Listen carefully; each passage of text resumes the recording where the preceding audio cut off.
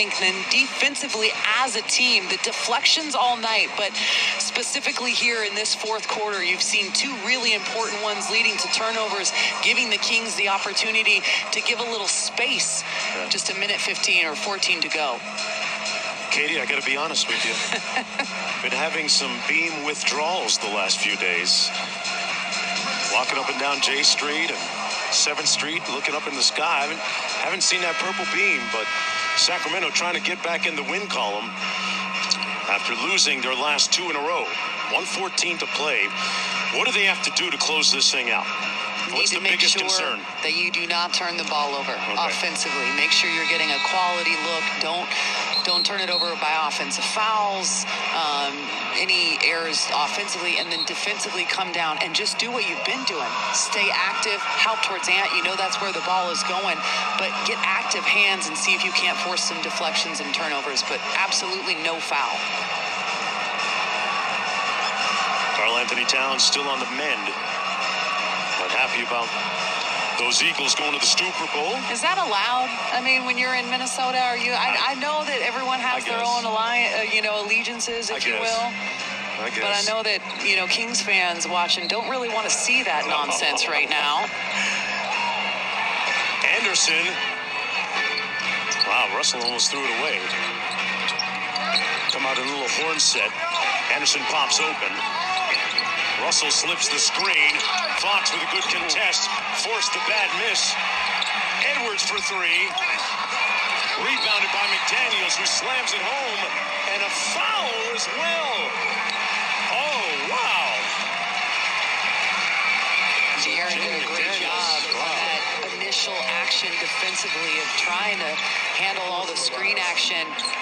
And then they get multiple opportunities here at the offensive glass.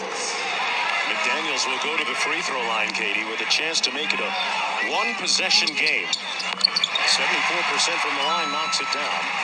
Under a minute to go. A bucket here gives Sacramento a two-possession lead. It's not going to be Lyles and Fox in the action. They still put Gobert in the action. Trying to get the switch onto him. Shot clock down to 4. Fox, wide open. Lyles slams it in. De'Aaron Fox, with his seeing eye goggles on, found Lyles for the bucket. See what I'm talking about the benefits of just staying active. You might find yourself a wide open shot. Fox, great job right there. And then the stop defensively for the Kings. Monk secures the rebound. Sacramento leading by 5. Official Trent Green blows the whistle. Stops play. When you think of the fact that in game 48, this is the only second overtime for the Kings, and they're handling it very well on the road. Take one more look at Trey Lyles, sneaking open Fox with a daring pass, a dart directly to him. And that's just staying active, moving without the ball. And you saw the miscommunication between Kyle Anderson and D'Angelo Russell right there. So concerned about the three-point shootings that they end up giving up a dunk at the rim. That was Fox's 4th assist, but his most important one. And Fox is not the guy that you're going to be able to catch to foul. They tried and did. That put him on the free throw line. A chance for points 31 and 32 as his 4th quarter magisterial play continues. His transcendent play in the final 12 minutes of ball games this year has been sublime. Knocks down the free throw. And it's wild to think that we're in overtime, and that is just his 4th and 5th free throw attempt. He has carried a large load tonight, 27 field goal attempts, and really none of them forced. He, from the very beginning, first quarter, has been very aggressive offensively, and that's what the Kings need, because they have been stagnant on the offensive end. When you look at his numbers on the season, Katie, De'Aaron is shooting over 50% from the field, so if you've got him taking 27 shots, you're okay with Odds that. Odds are that you're gonna be looking at a good outcome to the game, right? Yes.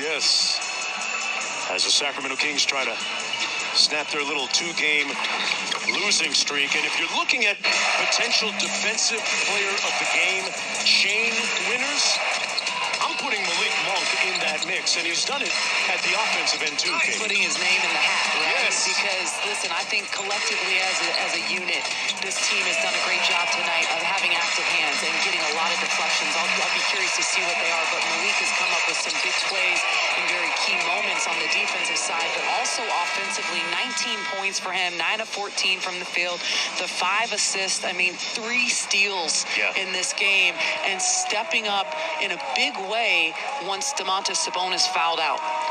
Harrison Barnes also doing a nice job with 4 steals tonight. Fox with 2 steals, and great point of attack defense by him, and doing all this without that guy, Domas Sabonis, who fouled out prior to the end of regulation. The Kings as a whole in this 15 steals on the game, and I talked as one of the keys being multiply that pressure, right? It's about forcing turnovers, and they again have forced 18 turnovers, 21 points off, and that's been a big difference in this game for them. This bench, Katie, which has been at times lethargic over the past several games, coming up huge between Monk and Lyles, 30 points. Yeah, and an offensive explosion for them.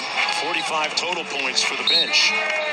Sacramento has this one cooked, glazed, and ready to be sliced. And they will jump on the charter after this one tonight and head to the Alamo City, where De'Aaron Fox and the Kings will roll into AT&T Arena there with a 28-21 record. Third place, entrenched in third place.